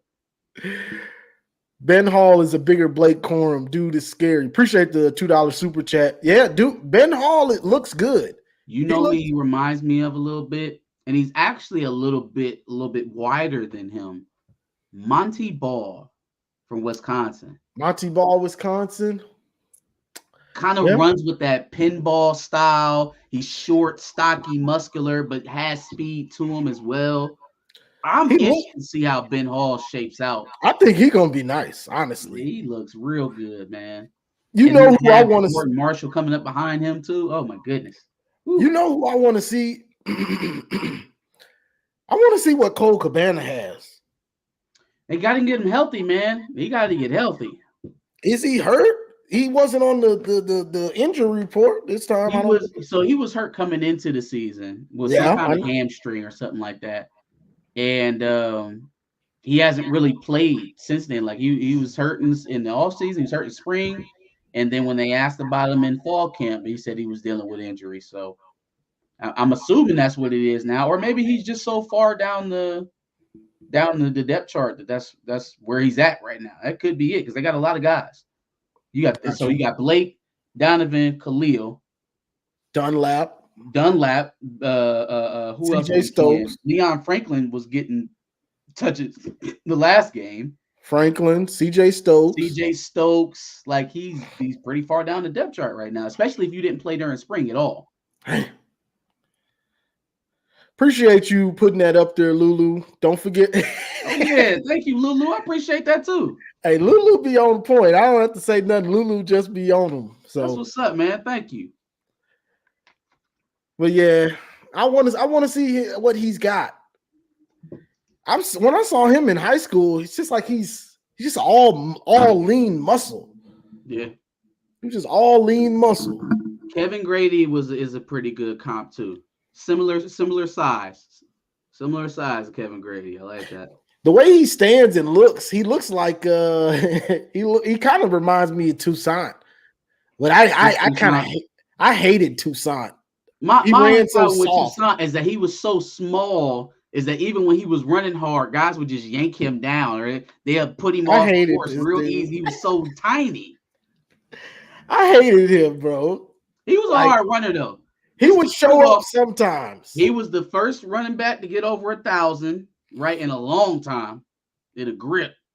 And then he had really good games against Ohio State. He had 2 really good games against Ohio State. Didn't win both of them, but he won that 2011 one. Yeah, I just didn't like that, But yeah, you got anything else? Man, I think that's it, man. Alex Grinch and the USC defense is terrible. Miami lost again, so my heart is happy. Kentucky lost again, so that my heart is happy again. To Missouri, nonetheless. Those guys are awful. Keep improving. Deion in Colorado. I believe in what's going on out there. You just need to get better in the trenches for the long term. Hold on, we need to talk about that. Because we glossed over it. We glossed over it earlier. Did you stay up and watch that? Hell no. Look, so I turned the game on at like 10 o'clock, right? I'm like, oh, we're gonna watch Colorado play. They get up 29-0. I'm like, oh man, let's put something on TV. Let's watch Loki or something, man. They get ready to dog them. I didn't find out they lost the game until the next morning. Because it was no way. Ain't no way he gave up 29 points now. Ain't no way. Bro, so I put games on and I'll be doing something else, whatever. So I put it on 29-0. I'm like, so I'm in the bed and I'm kind of paying attention now. And I look, Colorado punts it to like Stanford's 6 or 7. Dude catches it, goes 95, runs through the whole defense. I'm like, okay, what's happening? And so they end up getting it back. He does it again from like 60 or 70. I'm like, I done turned into Mr. Ed over here. What's going on? So from now I'm paying attention. And it just, that one receiver pretty much single-handedly brought them back in the game. He had 13, 15 catches for 294. Yeah. And he had a couple called back. He probably could have had 350 if it wasn't for some holdings. He did that on Travis. You think Travis Hunter not fully healthy? Dude was just Travis Hunter is he's kind of lean. Mm-hmm. This dude, he's a big receiver. He was huge, huh? Yeah, so he was big. It wasn't the first 2 big long ones weren't on him. weren't on Travis, but the rest of it was. So he got the Roman. So he took the Roman Wilson catch and said, "Oh, I'm gonna just run into the end zone with it too, just to put a cherry on top." So he got Travis got about 100 and some of that. So he got him for 100 and some of that at least. I don't think he's. Well, first of all, a lacerated liver is nuts to be playing football after. But I just don't know. Maybe he was out of it. We've seen him play better coverage against better receivers this season. So I tend to give him the benefit of the doubt, maybe say he wasn't 100% healthy, because the plays they was making on him was nuts. We ain't seen nobody make no plays on him that I think dude just got in the zone. Yeah. I'm not sure if he'll do anything the rest of the year. But for that game, if anybody's that plays sports, if you were lucky at least, you got in the zone for a game. Yeah. And boy, it's the best feeling in the world. You just throw up anything. Ball was like a magnet to his hands. Like, come here. Bro, so I think that's kind of what happened, and he made the most out of it. So shout out to him. But the plays, all the plays are catching up with him. Having to play so much receiver and then having to go up. No way that he was gonna play all of them snaps, 150 snaps a game. And he's just, man, he can't do that. He was gassed, and it it was a grudge match by the end because him and Dude were both gassed yeah, they went to overtime. By overtime, they were both gassed. I'm talking about after every play, they walking back like I see one dude running away from Shiloh. I'm like, oh man, the dudes with some gladiators out there the other night, boy. So yeah, but it was a good game. I mean, Deion's he's gonna get it, but it's right now. It's gonna take just him a few years, man. I feel like, you know, some of the early season higher expectations for other teams kind of set a bar for Colorado. So you go out there and you beat a team that was just in the national championship. Then you go beat a Nebraska team with all of the expectations in the world. And it's like, oh, okay, well, you know, they're better than we thought. Maybe, or maybe those other teams are worse than you thought. And I think that's kind of what it ended up being. Nebraska's absolutely awful, and so is TCU. And so they got some of those. I mean, we knew Colorado State was terrible when they played them, and they took them to 3 overtimes. So it's going to take some time. The thing that you should feel good about if you're a Colorado fan is that you have a coach that can get these guys to play up versus anybody in the country. Well, except for Oregon, apparently. But everybody else, they're gonna get up to play. And that's something that you should really be happy about, because if you can do that while at the same time being a dogfight with Colorado State, that I would say that's more of a talent thing than it is a coaching thing. Yeah. But this, okay. How long do you think Deion gonna be at Colorado? Oh, not long enough for them to be a premier program. He will how many years? Respectability, 10 wins, something like how that. How many years? I say I give him 4 years at the most. I want to say 3. Okay, here's a better question. How long does Mike Norvell stay at Florida State? Because that could be the answer for Deion Sanders. The minute Tallahassee is open, I think he's gone. Tallahassee, Tuscaloosa, if they offer, that's probably, I mean, an NFL maybe if ever that was an option.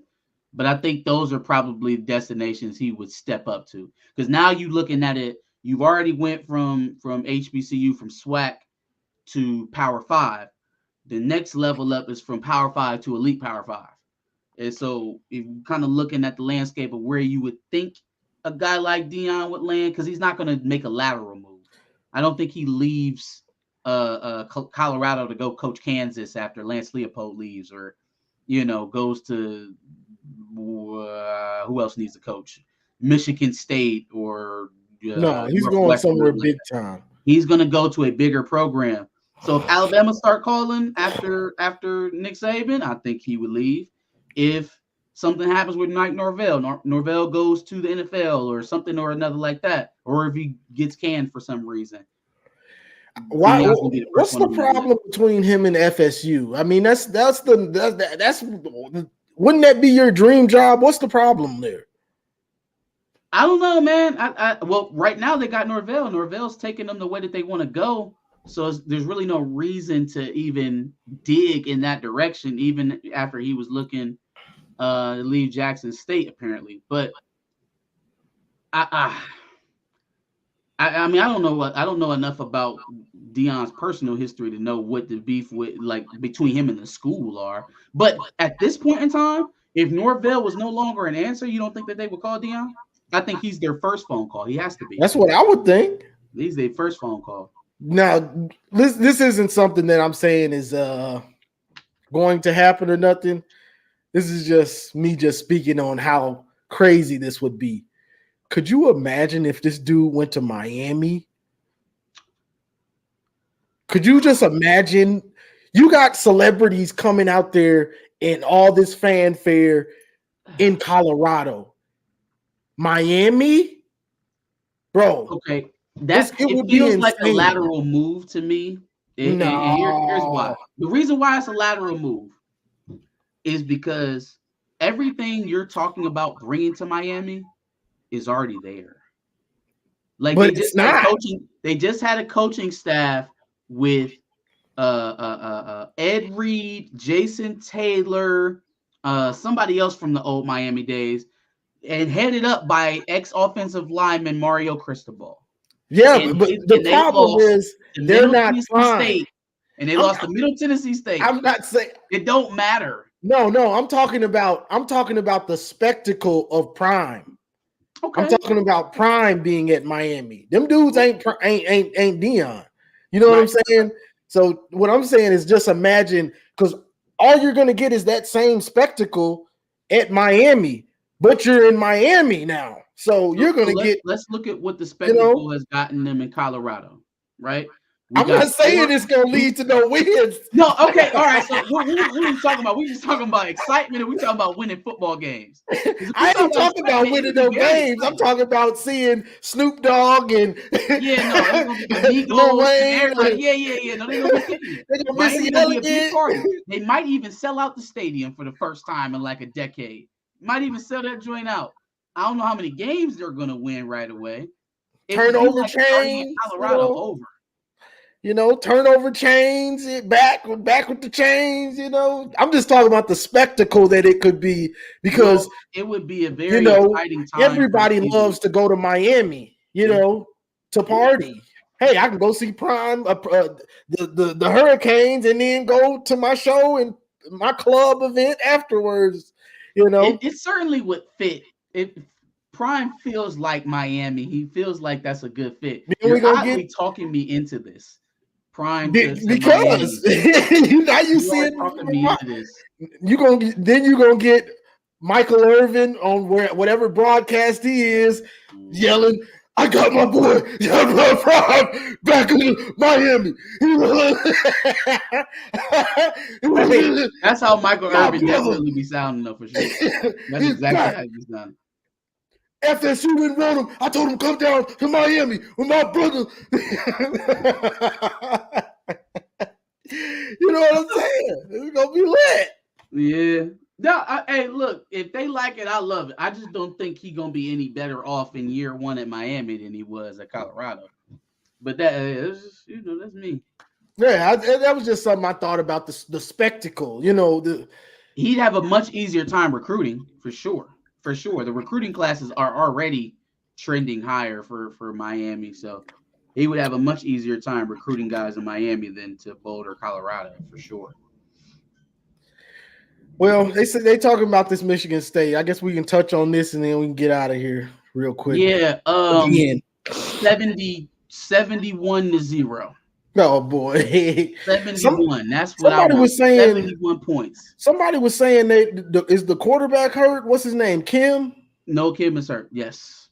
Oh yeah, it's gonna get ugly then. Yep, what's the backup though? My name Hauser, I think maybe. What's he? What is he? Is he a freshman or what? Never heard of him before. I have no clue. Let's look him up. Kim was nice, kind of, somewhat. He was okay, but he was a turnover machine. I mean, their strategy is when all else fails, just chunk it deep. Chunk it deep. Find a one-on-one and let that thing fly, which I don't mind. I kind of like used to work when you had Jaden Reed and Keon Coleman. Cool, yeah, that sounds great. You don't have anybody like that right now. His name, player stats. Caton Hauser. He was 18 of 29 for 133 and 2 TDs. So I mean, it's not an awful performance. It's kind of pedestrian in the yardage wise, but he was okay. He was over 50%. What year is he? Caton Hauser is okay, come on.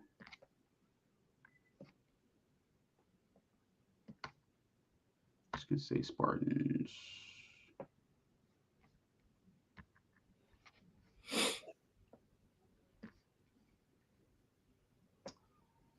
You give me all these damn news articles on them. Give me a Wikipedia. He ain't good enough for no Wikipedia. You gotta earn that. Damn, it's literally only like articles about what did I type in wrong? Caden Hauser. MSU QB. Let's get specific. He's in his first. So he's a sophomore. He spent his first year in Michigan State in 2022. He's a redshirt sophomore, redshirt freshman. Yeah. Good luck to him. He gonna have a long game next week. So yeah, 71-0. Yeah, good luck to him. But I won't. I mean, I honestly, y'all, I don't see anything that they can do to hurt us. I don't. They don't have an experienced quarterback. The receivers weren't that good to begin with. The offensive line is putrid. They kind of have a running back, but then again, what's his name again? What's the back's name? Jalen Berger. Yeah, they're gonna try to lean on him because he runs hard. He's the bright spot I can see on their team. He's just like, okay. And if that's this week's test, then we'll be looking at those interior guys to kind of hold up linebackers who've been playing much better this year. Mm-hmm. Linebackers have been playing lights out. I haven't had a bad thing to say about Junior Colson or Mike Barrett all year. Junior Colson works my nerves, bro. Still? Yes. Still? He doesn't fly like vertically. Side to side, he's there. Mm-hmm. When you see that hole and you see it, shoot through and get him. Like he likes to wait and then grab. Catches catches. But I feel like, man, I do not see a lot of like positive yardage being got in between the guards. So usually that tells me, because usually the down linemen are taking the double teams in that situation. Mm-hmm. So if they're not getting positive yardage, I mean the linebackers are filling. Now it's only when Michael Barrett is hitting them that they're going this way. And then I think that's probably what you're talking about. I feel like as a unit, usually he waits. Play pretty well. No, as a unit, they're playing well. It's just he specifically bothers me because I feel like he should be. I feel like he's here, and by now he should be here because he's more talented than. Maybe it's the Rashawn Gary effect. He'll probably be putting people on stretchers in the league next year. And that's my problem. Why you're gonna be putting people in body bags in the league? We're gonna be like, what was that? And that right there is my problem, bro. Don't wait to the league to perform. Yeah. But yeah, Michigan State they just got too much going on. It's if they were to somehow make this a game, you might as well make D'Antoni the coach again. Honestly. Yeah, look, I don't know what could even happen. Well, no, I know what could happen. Complacency on offense, mistakes on defense, like we saw early in this game, right? Those things could lead a team to hang around. And then again, with the new clock rules, you're going to be out of the first quarter before you look up if you don't score. If you whiff on 2 possessions in the first quarter, the quarter's going to be over, and you're probably going to be losing by at least 1 score. Because that's how fast these quarters are going. It's not a lot of time to make up ground. Mm-hmm. So as long as they start fast, they don't allow Michigan State to score on any fluke trick plays or anything like that. This should be a crucifixion. Definitely. As long as they just they let it come to them. Be patient. Let it come to you with the flow of the offense. Don't press it, because they're getting that hatred for Michigan State again. They're getting that hatred in it. It'll make you play tight and make mistakes because you want it all so fast. Sure. But besides that, they gonna smack them. 8-0. Sounds good to me. Yes, sir. Well, that's all I got, bro. For sure. Appreciate you having me on. Appreciate the audience, everybody who's watching. Follow me, House Divided. We getting the channel kicking off. I think we right at 50 subscribers or right beneath 50 subscribers right now. So help me get that up, and I'll be back next week as long as Johnny have me. Yes, sir. Y'all subscribe to his page. It's good content, bro. That's why I bring him on, because I'm always listening to it. Thank So you, man. Thank you. Appreciate it's good stuff. Both of the pages, the back of the bus and the house divided. And then if you some non-sports related content, movies, comic books, pop culture conversations, all kind of things. So yeah, check me out both. Back of the bus, house divided. That back of the bus, that L. W's and L's be killing me. Boy, that is some good shit. Y'all be doing the Lord's work on that W's and L's. That is man. Thank you for preaching the gospel. I appreciate it. I ain't gonna front. That is some good stuff. Y'all be having me rolling. So man, thank you. So y'all join, like, and subscribe to his page. I appreciate all the like here first. Like the stream first. Like here first. Yeah. I appreciate it. All the super chats. Lulu for moderating. That's all I got for this one, y'all. We'll be back next week, probably same time, around 3 or 4.